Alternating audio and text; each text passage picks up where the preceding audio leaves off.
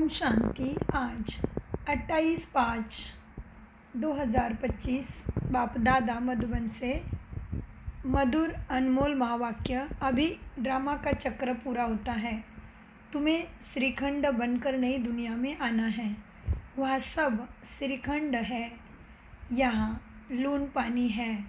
प्रश्न, तुम त्रिनेत्री बच्चे किस नॉलेज को जानकर त्रिकालदर्शी बन गए हो? उत्तर, तुम्हें अभी सारे वर्ल्ड की हिस्ट्री ज्योग्राफी की नॉलेज मिली है। सतयुग से लेकर कलयुग अंत तक की हिस्ट्री ज्योग्राफी तुम जानते हो। तुम्हें ज्ञान का तीसरा नेत्र मिला कि आत्मा एक शरीर छोड़ दूसरा लेती है, संस्कार आत्मा में है। अब बाप कहते हैं, बच्चे नाम रूप से न्यारा बनो, अपने को आत्मा अशरीरी समझो। गीत चला है, धीरज धर मनवा, तेरे सुख के दिन आए रे। बाबा कहते, ओम शांति। कल्प कल्प बच्चों को कहा जाता है और बच्चे जानते हैं। दिल होती है कि जल्दी सतयुग हो जाए तो इस दुख से छूट जाए, परंतु ड्रामा बहुत धीरे धीरे चलने वाला है। बाप बच्चों को धीरज देते हैं। बाकी थोड़े रोज़ हैं।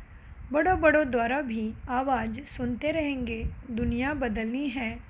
जो भी बड़े हैं, आप पोप जैसे, वह भी कहते हैं दुनिया बदलने वाली है। अच्छा, फिर पीस कैसे होगी? इस समय सब लून पानी है। अभी हम श्रीखंड होकर रहते हैं, श्रीखंड होकर रहते हैं। उस तरफ दिन प्रतिदिन लून पानी होते जाते, आपस में लड़ झगड़ कर ख़त्म होने वाले हैं। तैयारी हो रही है। यह ड्रामा का चक्र आप पूरा होता है, पुरानी दुनिया पूरी होती है, नई दुनिया की स्थापना हो रही है। नई दुनिया सो पुरानी दुनिया सो नई दुनिया फिर बनेगी। इसको दुनिया का चक्र कहा जाता है। सो पर फिरता रहता है। ऐसे नहीं लाखों वर्ष बाद पुरानी दुनिया नहीं होगी, नहीं। तुम बच्चे अच्छी रीति जान चुके हो, भक्ति बिल्कुल ही अलग है। भक्ति का कनेक्शन रावण के साथ है, ज्ञान का कनेक्शन राम के साथ। यह तुम अभी समझ रहे हो। अभी बाप को तुम बुलाते हैं, हे पतित पावन आओ, आकर नई दुनिया हमारे लिए स्थापन करो। नई दुनिया में ज़रूर सुख होता है ना। अब बच्चे छोटे अथवा बड़े सब जान गए हैं कि अब हमें घर चलना है। यह नाटक पूरा होता है। हम फिर से सतयुग में जाएंगे, फिर 84 जन्मों का चक्र लगाना है। स्व आत्मा को दर्शन होता है।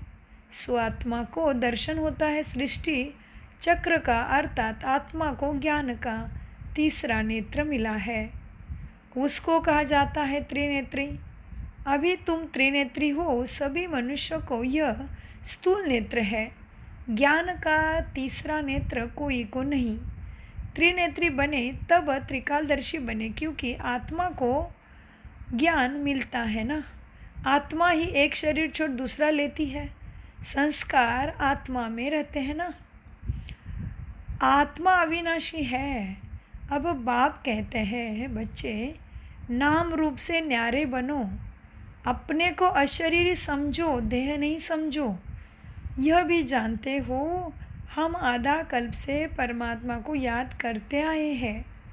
इसमें जब जास्ती दुख होता है तब जास्ती याद करते हैं। अभी कितना दुख है, आगे इतना दुख नहीं था। जब से बाहर वाले आए हैं तब से यह राजाए लोग भी आपस में लड़े हैं, जुदा जुदा हुए हैं। सतयुग में तो एक ही राज्य था। अभी हम सतयुग से लेकर कलयुग अंत तक हिस्ट्री ज्योग्राफी समझा रहे हैं। सतयुग त्रेता में एक ही राज्य था। ऐसे ही डायनेस्टी कोई की होती नहीं। क्रिश्चियन में भी देखो फूट है। वहाँ तो सारा विश्व एक के हाथ में रहता है। वह सिर्फ सतयुग त्रेता में ही होता है। ये बेहद की हिस्ट्री ज्योग्राफी अभी तुम्हारे बुद्धि में है। और कोई सत्संग में हिस्ट्री ज्योग्राफी अक्षर नहीं सुनेंगे। वहाँ तो रामायण महाभारत आदि ही सुनाते रहते। यहाँ वह बातें हैं नहीं, यहाँ है वर्ल्ड की हिस्ट्री ज्योग्राफी।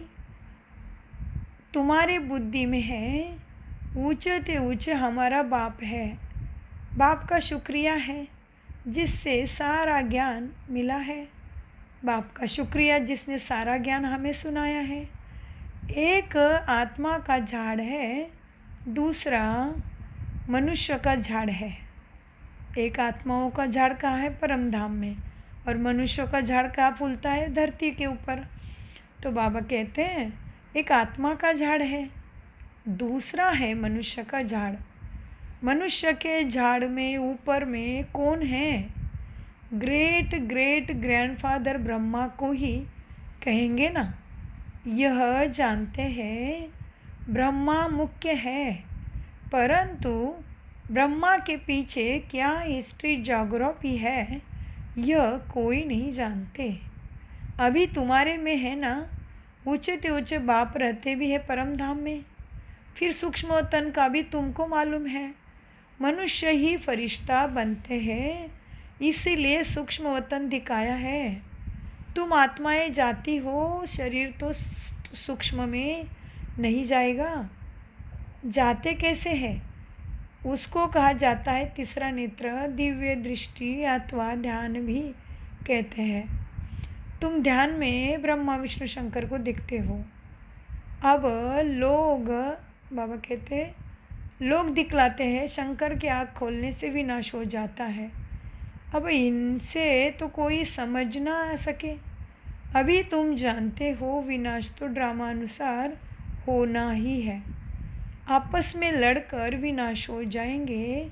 बाकी शंकर क्या करते हैं? यह ड्रामा अनुसार नाम रख दिया है तो समझना पड़ता है। ब्रह्मा विष्णु शंकर तीन हैं। स्थापना के लिए ब्रह्मा को रखा है, पालना के लिए विष्णु को, विनाश के लिए शंकर को रख दिया है। वास्तव में यह बना बनाया ड्रामा है। शंकर का पार्ट कुछ भी है नहीं। ब्रह्मा विष्णु का पार्ट तो सारा कल्प में है। ब्रह्मा सु विष्णु बनते, विष्णु सु ब्रह्मा।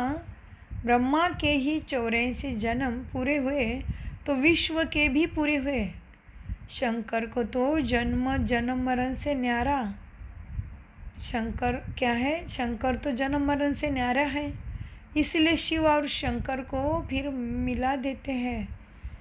वास्तव में शिव का तो बहुत पाठ है, पढ़ाते हैं। भगवान को कहा जाता है नॉलेजफुल। अगर वह प्रेरणा से कार्य करता तो सृष्टि चक्र का ज्ञान कैसा देता? इसीलिए बाप समझाते, बच्चे प्रेरणा की तो कोई बात नहीं, बाप को ज्ञान है। मेरे को एक पाठ मिला हुआ है, इसीलिए मुझे ही ज्ञान सागर नॉलेजफुल भी कहते हैं। नॉलेज किसको कहा जाता है? बाबा क्या कहते हैं? नॉलेज किसको कहा जाता है? वह तो जब मिले तब पता पड़े ना कि सत्य नॉलेज है क्या। तो जब सत्य नॉलेज लेने के लिए अपने नज़दीकी किसी भी ब्रह्मा कुमारी सेंटर में जाके हम वो नॉलेज का लाभ उठा सकते हैं। इसलिए बाबा कहते हैं नॉलेज सत्य मिलना चाहिए। सदगति तो मांगी, लेकिन सत्य नॉलेज क्या है वो तो जानने को तैयार नहीं मनुष्य, है ना। तो बाबा कहते सत्य नॉलेज क्या है वो तो जानो पहले।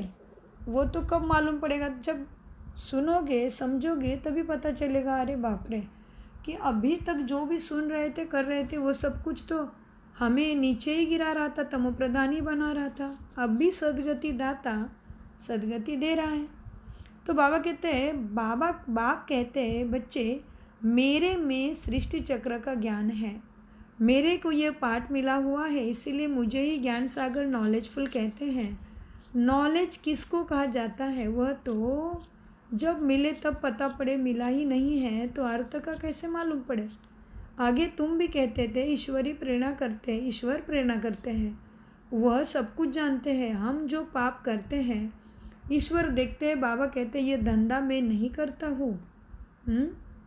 यह तो जैसा कर्म करते उसकी खुद ही सज़ा भोगते हैं। मैं किसी को नहीं देता हूँ, ना कोई प्रेरणा से सज़ा दूँगा। मैं प्रेरणा से करूँ तो जैसे मैंने सज़ा दी। कोई को कहना कि इनको मारो, यह भी दोष है। कहने वाले भी फंस पड़े। शंकर प्रेरणा दे तो वो फंस जाएंगे। बाप कहते हैं मैं तो तुम बच्चों को सुख देने वाला हूँ, तुम मेरी महिमा करते हो। बाबा आकर दुख हरो, मैं थोड़ी दुख देता हूँ। अब तुम बच्चे बाप के सम्मुख बैठे हो तो कितनी खुशी होनी चाहिए। यह डायरेक्ट भाषणा होती है ना, बाबा हमें पढ़ाते हैं। अब हाँ, इनको मेला कहा जाता है। सेंटर्स पर तुम जाते हो, वहाँ कोई आत्मा परमात्मा का मेला नहीं कहेंगे। आत्मा और परमात्मा का मेला यहाँ मधुबन में लगा है। यह भी तुम जानते हो, मेला लगा हुआ है। बाप बच्चों के बीच में आए हैं। आत्माएं सब यहाँ है ना, परम धाम खाली हुआ है। आत्माएं सब यहाँ आए हैं, मनुष्य रूप में पाठ बजा रही है। आत्मा ही याद करती है बाप को, बाप आए। ये सबसे अच्छा मेला है आत्मा परमात्मा का। बाप आकर सब आत्माओं को रावण राज्य से छुड़ा देते हैं। ये मेला अच्छा हुआ ना, जिससे मनुष्य पारस बुद्धि बनते हैं। उन मेलों पर तो मनुष्य मेले हो जाते हैं। पैसे बर्बाद करते रहते हैं, मिलता कुछ भी नहीं। उनको मायावी आसुरी मेला कहा जाएगा। यह है ईश्वरीय मेला, रात दिन का फर्क है। तुम भी आसुरी मेले में थे, अभी हो ईश्वरीय मेले में। तुम ही जानते हो बाबा, हमारा सदगति दाता आया हुआ है। जब जान जाए तो पता नहीं कितनी भीड़ हो जाए। इतने मकान आदि रहने के लिए कहाँ से लाएंगे। पिछाड़ी में गाते हैं ना, अहो प्रभु लीला तेरी अपरंपार। कौन सी लीला? सृष्टि के बदलने की लीला। यह है सबसे बड़ी लीला। पुरानी दुनिया खत्म होने से पहले नई दुनिया स्थापन होती है। इसीलिए हमेशा किसको भी समझाओ तो पहले स्थापना, विनाश और पालना कहना है। रोज रोज बाबा एक एक बात बताते। कभी बाबा कहते सीढ़ी पे समझाओ, गोले पे समझाओ। अभी क्या कहते बाबा, जब स्थापना पूरी होती है, किसको भी तुम सब समझा सकते हो। विनाश होने से पहले स्थापना हो जाएगी ना। जब स्थापना पूरी होती है तब विनाश शुरू होता है, फिर पालना होगी। तो तुम बच्चों को यह खुशी रहती है हम 100 दर्शन चक्रधारी ब्राह्मण हैं। तो अपने अपने को चेक करना है कि हमारा 100 दर्शन चक्र कितना देर एक्टिव रहता है। 100 दर्शन चक्रधारी ब्राह्मण हैं। फिर हम चक्रवर्ती राजा बनते हैं, यह कोई को पता नहीं। इन देवताओं का राज्य कहा गया, नामो निशान गुम हो गया है। देवता के बदले अपने को हिंदू कह देते हैं। हिंदुस्तान में रहने वाले हिंदू है। लक्ष्मी नारायण को तो ऐसे कभी नहीं कहेंगे, उन्हों को तो देवता कहा जाता है। तो अब इस मेले में ड्रामा अनुसार तुम आए हो। यह ड्रामा में नूंद है। धीरे धीरे बच्चों की वृद्धि होती रहेगी। तुम्हारा जो कुछ पाठ चल रहा है वो कल्प बाद चलेगा। ये चक्र फिरता रहता है। फिर रावण राज्य में आसुरी पालना होगी। तुम अभी ईश्वरी बच्चे हो ना, फिर दैवी बच्चे, फिर क्षत्रिय बनेंगे। तुम जो अपवित्र प्रवृत्ति वाले बन गए थे, सो फिर पवित्र प्रवृत्ति वाले बनते हो। है तो यह देवी गुणों वाले मनुष्य ना। बाकी इतनी भुजाएं देवी देवताओं के आदि की है, तो विष्णु कौन है यह कोई बता ना सके। महालक्ष्मी की भी पूजा करते हैं। जगत अम्बा कभी धन नहीं मांगती है। धन जास्ती मिल गया तो कैसे लक्ष्मी की पूजा की, इसलिए उसने भंडार। बाबा कहते हैं अगर धन मिल गया तो कहेंगे कि लक्ष्मी की पूजा की, इसीलिए आपने भंडार भर दिया। यहाँ तो तुम जगत अम्बा से पा रहे हो। परमपिता परमात्मा शिव द्वारा देने वाला वह है। तुम बच्चे बाप दादा से भी लकी हो। देखो जगत अम्बा का कितना मेला लगता है, ब्रह्मा का इतना नहीं। ब्रह्मा को तो एक ही जगह बिठाया दिया है। अजमेर में बड़ा मंदिर है, देवियों के मंदिर बहुत हैं, क्योंकि इस समय तुम्हारी बहुत महिमा है ना। तुम भारत की सेवा करते हो, पूजा भी तुम्हारी जास्ती होती है। तुम लकी हो जगत अम्बा के लिए। ऐसा कभी नहीं कहेंगे कि वह सर्वव्यापी है। तुम्हारी महिमा होती रहती है। विष्णु ब्रह्मा शंकर को भी कोई भी सर्वव्यापी नहीं कहते, मुझे कह देते कन कन में है। कितनी ग्लानि करते हैं। तुम्हारा मैं कितना महिमा बढ़ाता हूँ। भारत माता की जय कहते हैं ना। भारत माता तो तुम हो ना, धरणी नहीं, तुम हो भारत की माता है जो भारत को स्वर्ग बनाती है। धरणी आदि तो अब तमो प्रधान है। सत्वगुण में सत्व प्रधान हो जाते हैं, सत्य युग में सत्व प्रधान हो जाते हैं। इसीलिए कहते हैं देवताओं के पैर पति तो दुनिया में नहीं आते, जब सत्व प्रधान धरणी होती है तब आते हैं। अभी तुमको सत्व प्रधान बनना है। श्रीमत पर चलते बाप को याद करते रहेंगे तो ऊंच पद पाएंगे, यह ख्याल रखना है। याद करेंगे तो विकर्म विनाश होंगे, श्रीमत मिलती रहती है। सतयुग में तो तुम्हारी आत्मा पवित्र कंचन हो जाती है, तो शरीर भी ऐसा कंचन मिलता है। सोने में खाद पड़ती है ना, तो फिर जेवर भी ऐसा बनता है। आत्मा झूठी तो शरीर भी झूठा। खाद पड़ने से सोने का मूल्य भी कम हो जाता है ना। तुम्हारा मूल्य अब कुछ भी नहीं है। पहले तुम विश्व के मालिक 24 कैरेट थे, अभी 9 कैरेट कहेंगे। ये बाप बच्चों से रो रियान करते हैं, बच्चों को बैठ बहलाते हैं, जो तुम सुनते सुनते चेंज हो जाते हो। मनुष्य से देवता बन जाते हैं, मनुष्य से देवता बन जाते हो। वहाँ तुम्हारे हीरे जवाहरातों के महल होंगे। स्वर्ग तो फिर क्या, वहाँ के शुभी रस आदि भी तुम पी कर आते हो। वहाँ के फल ही इतने बड़े बड़े होते हैं, यहाँ तो वो मिल भी ना सके। सूक्ष्म वतन में जो कुछ है नहीं, अभी तुम प्रैक्टिकल में जाते हो। यह है आत्मा परमात्मा का मेला, इनसे ही तुम उज्जवल बनते हो।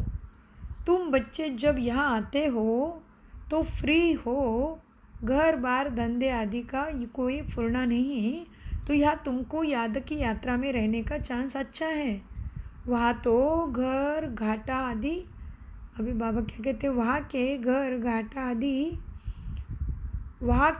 घाट आदि याद आता रहेगा। यहाँ तो कुछ है नहीं। रात को 2 बजे उठकर यहाँ बैठ जाओ। सेंटर पर तो रात को तुम जा नहीं सकते। यहाँ तो सहज है ना मधुबन में। शिव बाबा की याद में आकर बैठो, और कोई याद ना आए, यहाँ तुमको मदद भी करेंगे। सवेरे जल्दी सो जाओ, सवेरे जल्दी उठो, सो जाओ, फिर सवेरे उठो। 3 से 5 बजे तक आकर बैठो, बाबा भी आ जाएंगे। अच्छा, बाबा बताते कितने बजे तक बाबा की याद में बैठना है। 3 बजे से 5 बजे तक आकर बैठो। देखो, ये ऐसे शिक्षा देते थे ब्रह्मा बाबा, तभी इतनी महारथी प्रचंड मम्मा और दादियाँ हमारी बनी है। बाबा भी आ जाएंगे, बच्चे खुश होंगे। बाबा भी योग सिखलाने वाला, यह भी सीखने वाला, तो दोनों बाप और दादा आ जाएंगे। फिर यहाँ और वहाँ योग में बैठने में फ़र्क का भी पता पड़ेगा। यहाँ कुछ भी याद नहीं पड़ेगा, इसमें फ़ायदा बहुत है। बाबा राय देते हैं, बच्चे ये बहुत अच्छा हो सकता है। अब देखे उठ बैठ सकते, अभी देखे उठ बैठ सकते हैं। कईयों को सवेरे उठने का अभ्यास है। तुम्हारा संन्यास है 5-6 वक्विकारों का, और वैराग्य है सारी पुरानी दुनिया से। अच्छा, मीठे मीठे सिखलदे बच्चों प्रति माता पिता बाप दादा का याद प्यारा और गुड मॉर्निंग। रूहानी बाप की रूहानी बच्चों को नमस्ते। धारणा के लिए मुख्य सार है, अभी सृष्टि बदलने की लीला चल रही है, इसलिए स्वयं को बदलना है, श्रीखंड होकर रहना है। सवेरे उठकर एक बाप की याद में बैठना है, उस समय और कोई भी याद ना आए। पुरानी दुनिया से बेहद का वैरागी बन 5 विकारों का संन्यास करना है। वरदान, बेहद के स्थिति में स्थित रह, सेवा के लगाव से न्यारे और प्यारे विश्व सेवाधारी भव। वरदान का विस्तार, विश्व सेवाधारी अर्थात बेहद की स्थिति में स्थित रहने वाले ऐसे सेवाधारी सेवा करते हुए भी न्यारे और सदा बाप के प्यारे रहते हैं। सेवा के लगाव में नहीं आते, क्योंकि सेवा का लगाव भी सोने की जंजीर है। यह बंधन बेहद से हद में ले आता है, इसलिए देह की स्मृति से, ईश्वरीय संबंध से, सेवा के साधनों के लगाव से न्यारे और बाप के प्यारे बनो, तो विश्व सेवाधारी का वरदान प्राप्त हो जाएगा और सदा सफलता मिलती रहेगी। स्लोगन: व्यर्थ संकल्प को 1 सेकंड में स्टॉप करने की रिहर्सल करो तो शक्तिशाली बन जाएंगे। व्यर्थ संकल्प को 1 सेकंड में स्टॉप करने की रिहर्सल करो तो शक्तिशाली बन जाएंगे। अव्यक्त इशारे: रूहानी रॉयल्टी और प्यूरिटी की पर्सनालिटी धारण करो। आप सबकी पहली प्रवृत्ति है अपने देह की प्रवृत्ति, फिर है देह के संबंध की प्रवृत्ति। पहले प्रवृत्ति देह के हर कर्म इंद्रियों को पावन बनाना है। तो पहली प्रवृत्ति देह के हर कर्म इंद्रियों को पवित्र बनाना है। जब तक देह की प्रवृत्ति को पवित्र नहीं बनाते हैं तब तक देह के संबंध की प्रवृत्ति चाहे हद की हो चाहे बेहद की हो उसको भी पवित्र नहीं बना पाएंगे। तो पहले अपने आप से पूछो कि अपने शरीर रूपी घर को अर्थात संकल्प को, बुद्धि को, नयनों को और मुख को रूहानी अर्थात पवित्र बनाया है। चेकिंग करना पड़ेगा हमें। ऐसे पवित्र आत्माएं हैं, महान है। ओम शांति, ओम शांति, ओम शांति। मीठे प्यारे बाप दादा का अनगिनत पदम गुना शुक्रिया शुक्रिया शुक्रिया शुक्रिया फरिश्तों।